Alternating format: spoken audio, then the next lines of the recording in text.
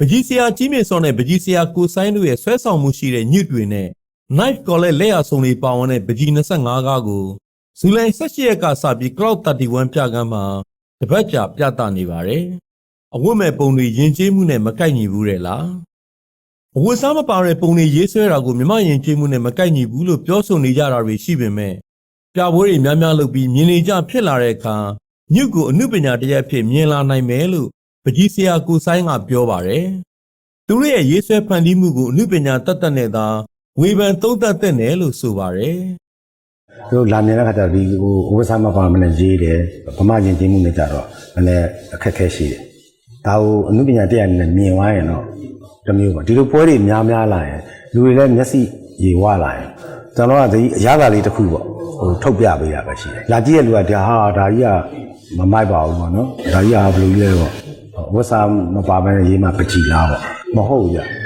ပကြီးကဘာနဲ့ပဲရေးပါမပါအနုပညာတတ်အခုကျွန်တော်ထုတ်ပြတယ်သူကအနုပညာဖြစ်လို့ထုတ်ပြတယ်လို့မဟုတ်ပါဘူးလာကြည့်ရလူဝေဖန်သုံးသပ်အောင်ကျွန်တော်GNSI Art Exhibition လို့နာမည်ပေးထားတဲ့ဒီပြပွဲမှာ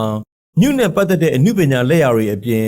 စပစ်တီဂေါ်ရခါတီမာလကာတီစတဲ့အသီးပုံတွေကိုလည်းရေးဆွဲပြသထားပါတယ်။အနောက်တိုင်းကနိုင်ငံတွေမှာတော့ညွတ်ပကြီးတွေရေးဆွဲပြီးကဘာကျော်တဲ့သူတွေရှိပေမဲ့ဒါရီယာကာမစိတ်ဖြစ်အောင်ရေးဆွဲတာမဟုတ်ဘဲမင်းကလေးတွေရဲ့အသားရည်လှကိုလုံးအလှတွေကိုအလင်းအမောင်တွေမြင်းချောင်းတွေနဲ့ရေးဆွဲထားတာဖြစ်တယ်လို့ကိုဆိုင်ကပြောပါတယ်။ erotic ပကြီးကားတွေပါဆိုနိုင်ငံမှာလည်းရှိတာ။ပကြီးကားအနေနဲ့ရေးကိုရေးတယ်။နောက် Lucian Fry ဆိုရင်သူကလူဝဝကြီးမိမဝဝကြီးတော့လူယောက်ျားဝဝကြီးအသားတကြီးတွေလိုပါနော်သူရေးတာလည်းကောင်းကဘာကြော်တယ်သူကသူ့အမြန်လူရဲ့ဥစ္စာကိုခံစားမှုသူခံစားမှုနဲ့ပေါက်ပြီးပြကျွန်တော်ကြတော့ဒီအလှ